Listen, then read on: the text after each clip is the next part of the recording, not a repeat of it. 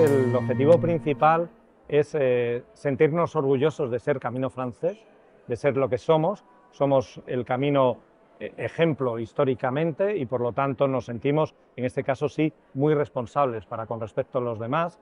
A la vez indicar con nuestra organización que el Camino Francés tiene una problemática especial y singular y que en la medida en que el Camino Francés sepa solucionarla y hacerlo bien, va a ayudar mucho más al resto de caminos. Para mí lo más fascinante, lo comentábamos recientemente, ha sido cómo recuperar la ilusión de aquellas personas que estaban ahí ya hace mucho tiempo en el camino, porque decimos Camino Francés es muy reciente, sí, pero sus organizaciones, las que están ahí, pues entre ellas está Estella, que tiene 60 años y que está, yo creo, viviendo un momento cultural y de empuje de la propia asociación tremendo, muy parecido a los inicios en su momento, y eso es por la dirección que lleva ahora mismo, pero también están personas como el presidente fundador de la Federación Española, Ángel Luis Barrera, que vuelve a estar ilusionado por su centro de documentación,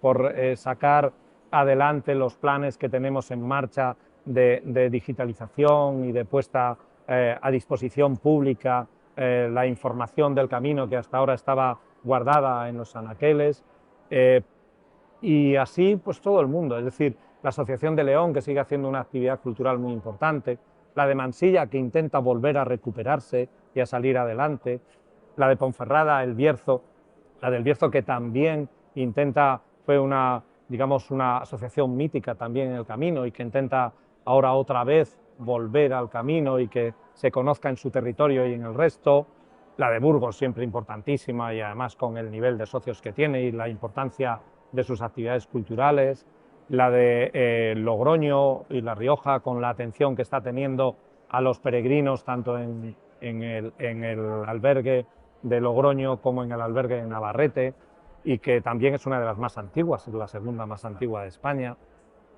El acuerdo que tenemos con Santo Domingo de la Calzada y la Cofradía del Santo, porque todos estamos en el camino y ellos más, que llevan 1000 años. La de los Arcos, una asociación pequeña, pero que ahí tiene el empeño de seguir con su albergue y tenerlo abierto, y a base de la ayuda también de los voluntarios del mundo, importantísimos en todo esto, sin los que no seríamos nada, pues ahí está saliendo adelante. La de la Puente de la Reina, también muy pequeñita, pero que marca lo que somos, el cruce de los dos ramales que llegan y que hacen el Camino Francés, ese gran río más adelante.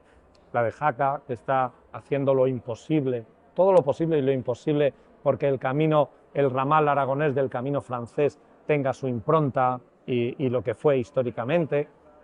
La de Zaragoza, que aunque parece alejada, tiene un tramo pequeño del camino, pero nosotros consideramos que ninguna asociación es importante o no importante por su tamaño, ni por las actividades que hace, ni tampoco es importante o no importante por la cantidad de camino que cuida. Entonces, si cuida un pequeño tramo, también es una asociación del Camino Francés. La de Pamplona, que en estos momentos es una organización que está haciendo una actividad cultural también muy importante y una actividad callada por volver con ímpetu al mundo jacobeo, y eso les loa mucho. Está Roncesvalles, con su pequeño grupo atendiendo y cuidando nada menos que la colegiata. Está Senyen a Piedeport, por supuesto, ayudándonos a informarnos y a decirnos qué es el camino. Finalmente, en la zona de Galicia, dos asociaciones, también una de ellas muy pequeña, Sarria, pero que hace su labor y está ahí atendiendo a esa ingente cantidad de peregrinos que se agolpan, digamos, en esos últimos kilómetros. Y después la Fraternidad Internacional, que tiene la singularidad de ser una organización que tiene casi más que la mente abierta la tenemos todas, ellos también tienen la forma de decir abiertamente las cosas. Y además con un elemento fundamental que es una organización formada por personas muy concretas del mundo jacobeo y de la historia del camino, ¿no? No podemos legar un camino peor del que hemos recibido, ni debemos. Estamos aquí por eso, somos asociaciones de amigos del Camino de Santiago, no de otra cosa. Entonces, eso nos pareció que era importantísimo. Y eso aceleró el proceso tanto que en septiembre en Astorga estábamos de acuerdo. 3 meses después teníamos estatutos y en diciembre teníamos estatutos, en enero nos constituimos en Burgos y en julio de ese año quedamos absolutamente legalizados, es decir, apenas 6-7 meses de decidir que estábamos ahí y eso ya estábamos en marcha. Y sencillamente estábamos en marcha porque teníamos ilusión. Cuando uno tiene ilusión y ganas, las cosas las hace y las mueve, ¿no? Y a partir de ahí han venido muchas cosas. El camino francés tiene una particularidad junto con algún otro camino y es que es BIC, es decir, que se añade el hecho de que un camino de Santiago, pues el del Levante, con todos los respetos, el de Madrid, todo eso, al no ser BIC ya hay un problema que no tiene, que son los problemas relacionados con patrimonio. Entonces, en ese sentido, el Camino de Santiago francés engloba todos los problemas que pueden tener el resto de caminos. Por lo tanto, las soluciones que encontremos aquí van a ser soluciones que pueden ser llevadas al resto de caminos. Y curiosamente, el mayor problema es que siguen siendo los mismos problemas de hace 35 años. Problemas con la propia traza. Hay una cosa muy importante que se tienen que dar cuenta la gente del propio camino francés, y es la propia traza, esa senda modesta que vemos de un simple sendero, es el monumento. Es el monumento proclamado legalmente como BIC. Por lo tanto, no es posible que nos pongamos o nos llevemos las manos a la cabeza porque pintan una figura de la Catedral de Santiago y no lo hagamos porque un arado hace desaparecer un trozo del camino, porque es como si una máquina se hubiese llevado una piedra de la Catedral de Santiago, desde el punto de vista legal. Y también de galardones, porque el Camino de Santiago es patrimonio de la humanidad igual que la Catedral de Santiago. Pero fijaros, curiosamente, si ocurriese algo de lo que estamos diciendo en la Catedral de León, resulta que es más grave lo del Camino de Santiago, porque el Camino de Santiago es bien de interés cultural y además patrimonio de la humanidad. La Catedral de León no lo es. Y sin embargo, acabamos pensando que como es una senda, la vamos dejando. ¿Y eso qué ha producido? Pues ha producido que no se hagan las inversiones adecuadas. Todos conocemos inversiones que se están haciendo en nombre del Camino de Santiago que no se hacen en el Camino de Santiago. No es posible que estemos invirtiendo en peatonalizar, por ejemplo, los alrededores de una catedral, embellecerlos y tal, y sin embargo que en el Camino de Santiago acabemos asfaltando una senda que es para andar, que no deberíamos, o llenándola de anuncios espantosos de supuestos negocios que atienden a peregrinos. O sea, nadie puede entender que una catedral de Santiago o de Pamplona o de Burgos se llenase de letreros escritos con un rotulador diciendo bar Pepito, bar no sé qué. En el camino eso está ahí, pero en el camino está una señalización todavía inadecuada y manipulada a veces para engañar al peregrino. Pasos peligrosos para los peregrinos. Es decir, hay cruces peligrosos para los peregrinos 30 años después.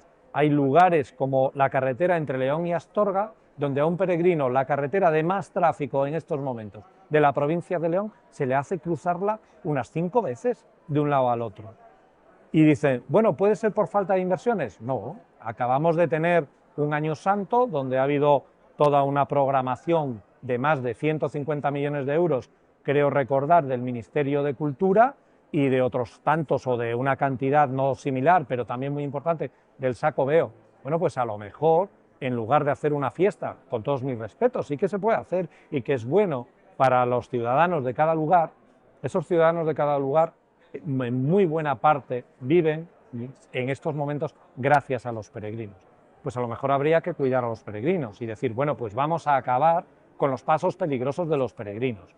Vamos a acabar con que todavía los peregrinos tengan que recorrer tramos de carretera asfaltada que no tienen ni arcén. Vamos a hacerle un andadero. Vamos a que la señalización se respete, se cuida y no se atente sobre ella. Vamos a hacer que no se le engañe al peregrino. Vamos a recuperar la gastronomía del camino y que los peregrinos no se harten a comer espaguetis y hamburguesas en todo el camino, sino que una riqueza gastronómica como la que tenemos. Vamos a hacer todas esas cosas. Y yo creo que esa es la ilusión que hemos encontrado en nuestras asociaciones, que de repente se dan cuenta que el sentido que encontraron cuando eran jóvenes para llevar esto adelante, todavía lo pueden encontrar ahora de mayores, ilusionarse y decir, que todavía estamos aquí, podemos hacer cosas y las vamos a hacer. Nosotros lo que estábamos viendo es que este proceso un poco acelerado que está teniendo el Camino de Santiago y el resto de caminos de crecimiento de caminos, es decir, en España no hay alcalde o alcaldesa que no quiera que haya un camino por la puerta de su casa. O sea, si todo es camino, no va a haber camino.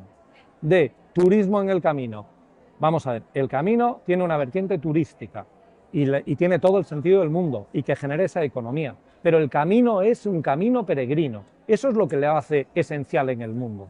Caminos turísticos o de senderistas en el mundo hay muchos y mucho más bonitos que el Camino de Santiago, hay que reconocerlo, muchos. Pero caminos peregrinos, bueno, es más, diría, centros religiosos de peregrinación como destino, hay muchos y de mucho más éxito en el mundo.